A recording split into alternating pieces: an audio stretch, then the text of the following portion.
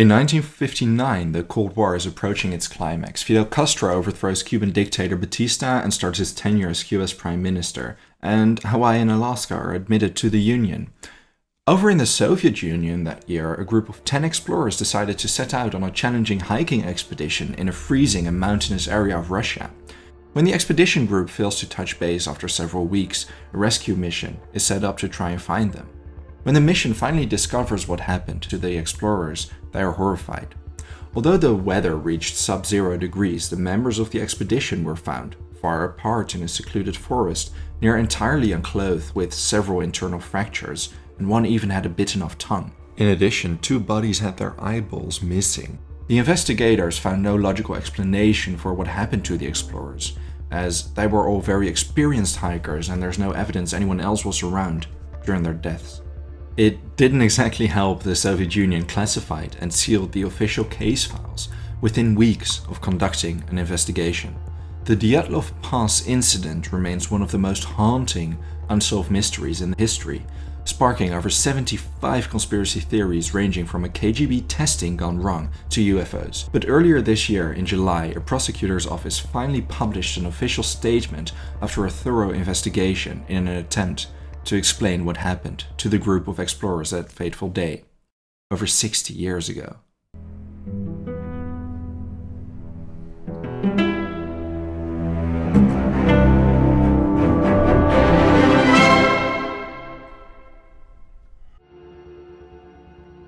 In January 1959, the Sverdlovsk Region Tourist Road Commission approved a plan for a group of 10 people, 8 men and 2 women, to embark on a hiking expedition. Most of the members of the group were students or graduates of the Ural State Technical University. All of the expedition's participants were in their 20s except for their 38-year-old instructor Semyon Zolotarev. The 23-year-old Igor Alexeyevich Dyatlov led the expedition. He was a 5th-year radio engineering student, well trained for these sorts of expeditions just like his peers. The goal of Dyatlov's expedition was to reach the Ortorten, a mountain about 10 kilometers north of the Holachachal mountain. Now, this mountain's name translates to as much as Dead Mountain. That name should give you an idea of the area the expedition was taking place in. The path towards their mountain was classified as a Category 3, which was the official Soviet classification for the most challenging territory to traverse.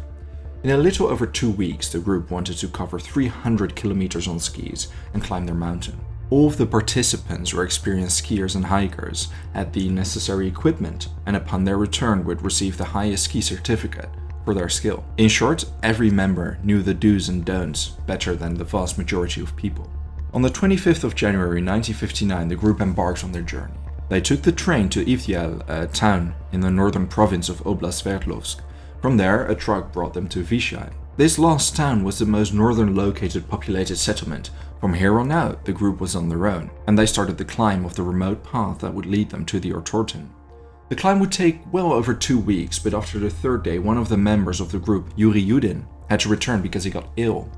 As such, 9 members of the group continued their climb. Because of diary entries and camera rolls that were discovered in the tent of the group, were able to trace their final movements. On the 31st of January, 6 days after the start of the expedition, they reached the foot of their first mountain and prepared their climb past it. In a wooded valley, they built a small storage hut to preserve food, water and gear they would need on their return. The next day, February 1st, they crossed the mountain pass. Because of worsening weather conditions and the lack of sight, the group somewhere along the route traveled the wrong direction, resulting in them reaching the western side of the Holachachal mountain. Once members of the group realized they were on the wrong side of the mountain, they decided to set up camp at the mountain pass they were at, about 300 meters from the peak. Now, from then on there is no documentation of the group anymore, and for good reason, as a rescue mission would soon find out. Right, so at the home front, only slowly people started to realize the group hadn't returned.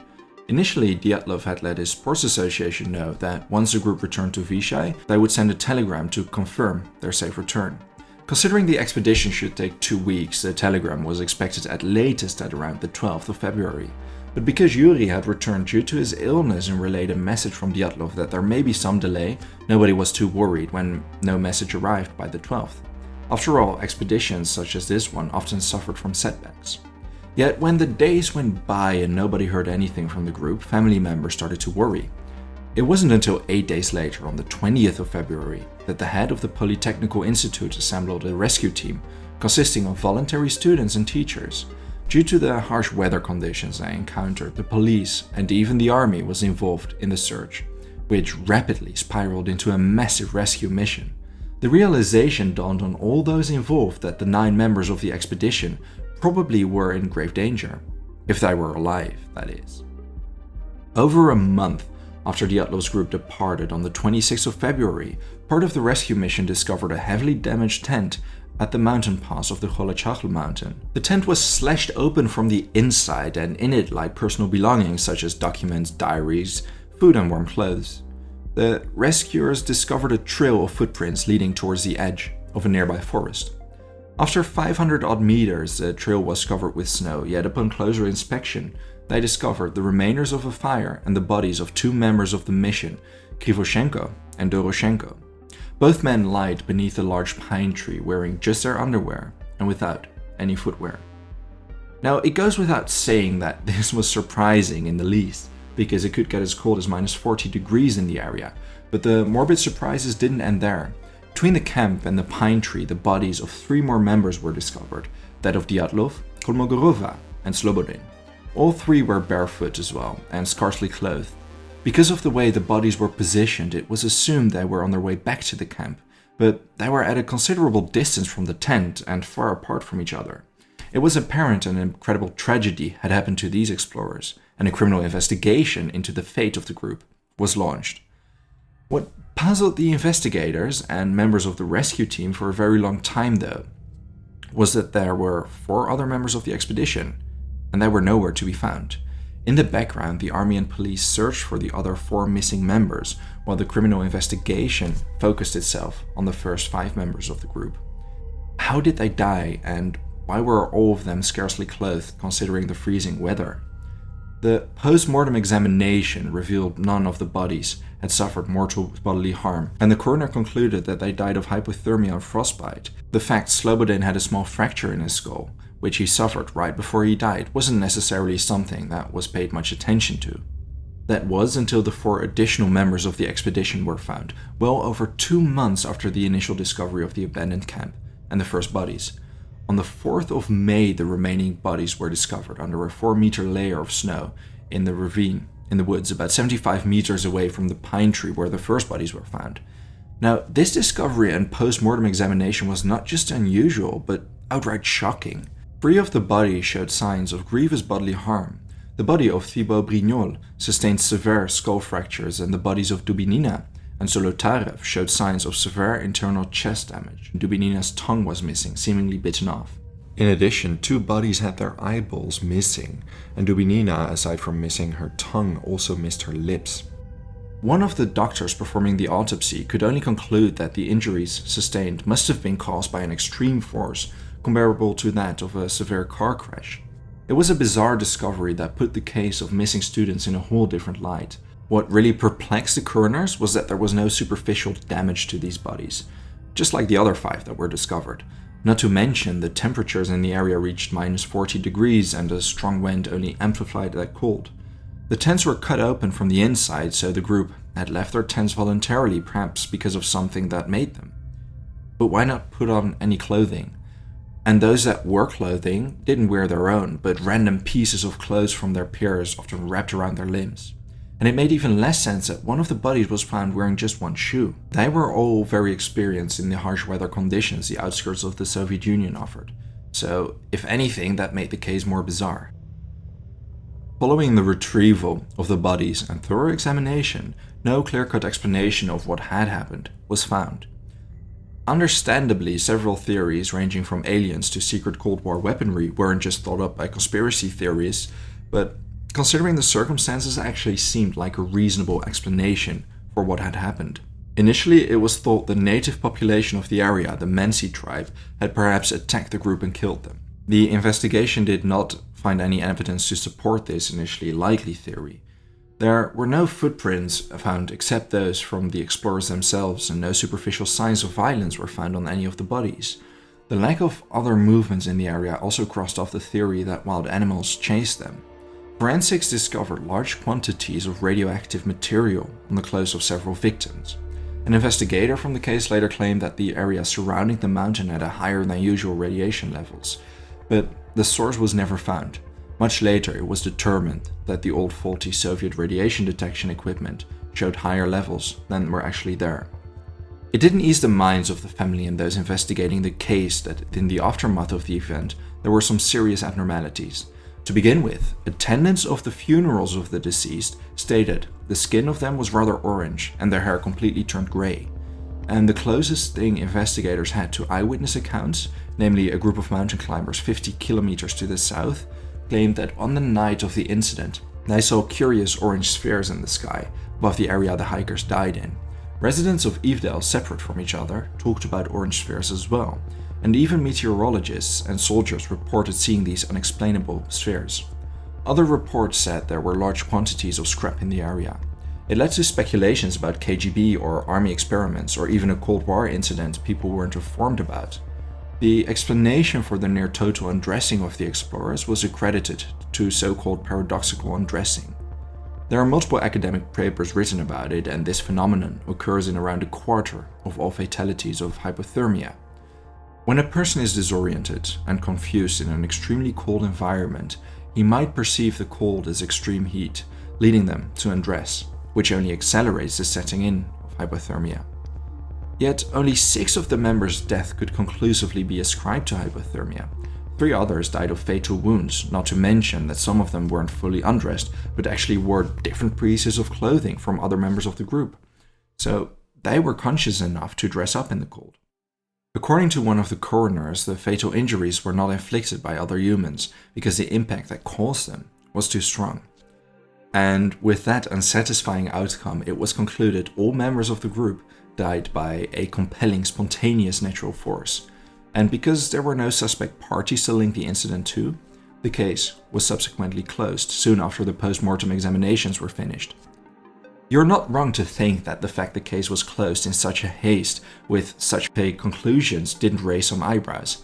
But yeah, it was the Soviet Union after all, and public criticism of the way state affairs were conducted wasn't exactly encouraged. The case files were subsequently classified and weren't released to the public until after the fall of the Soviet Union in 1991. A development that can only be described as very suspicious. It is such a strange and bewildering case without a satisfying explanation that it is hardly surprising it appealed to the imagination. For over 60 years, the Dyatlov Pass incident has been fruitful ground for conspiracy theories and hypotheses about the incident alike. When the case gained notoriety in the 1990s after its files were declassified, multiple books were written and documentaries and films were made about it. In addition, over 75 theories arose trying to explain what may have happened to the group. The most popular theories included a failed missile test, a nuclear explosion, UFOs, or even a skirmish with foreign saboteurs. But no conclusive explanation was ever reached. That is, until July 2020, just a few months ago. The deputy head of the Urals Federal District Directorate of the Prosecutor General's Office, Andrei Kuryakov, announced that Russian officials have concluded an avalanche caused the chaos leading up to the deaths of the explorers. A sudden change in the weather caused this avalanche.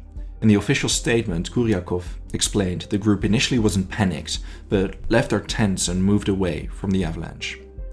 They reached a stone ridge that served as a natural avalanche breaker. They did everything right, more or less, but following the avalanche, the danger wasn't over yet.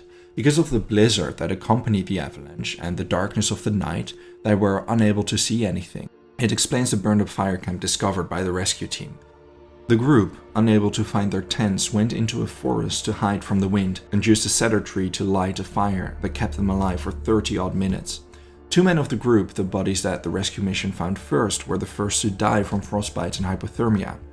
The group realized that time was running out, and because of that, the remainder of the group decided to split up into 2. One of the groups, led by Dyatlov, tried to crawl back to their tent in their own tracks, but outside of the forest, away from the fire, they rapidly froze to death in temperatures of 40 below zero. The second group tried to make a walk path, but accidentally triggered a movement of snow which threw them into a ravine and buried them under several meters of snow. And, well, that's how they suffered their internal fractures and bruising. It was caused by the fall and the weight of the snow on them. The explanation seems somewhat logical, but families of victims and the official Dyatlov Group Memorial Fund refused to accept this explanation. They think there's more to it, and certain details don't add up. As such, this mysterious case, to some, remains open. Suppose we go with the theory of an avalanche and the unfortunate combination of circumstances. In that case, it's simply a very, very tragic event, and a case of being at the wrong place, at the wrong time. As for Yuri, he was the only one to survive thanks to his illness and early return. He passed away in 2013, never knowing what happened to his friends, that fateful expedition. Thank you for watching this video. If there's a topic or event you'd like to know more about, let me know your thoughts in a comment. I would also really like to thank all my patrons for their generous support. If you enjoy House of History and want to support my work, consider checking me out on Patreon. For just $1 a month, you will already gain access to the exclusive Patreon series. Don't forget to subscribe. See you next time.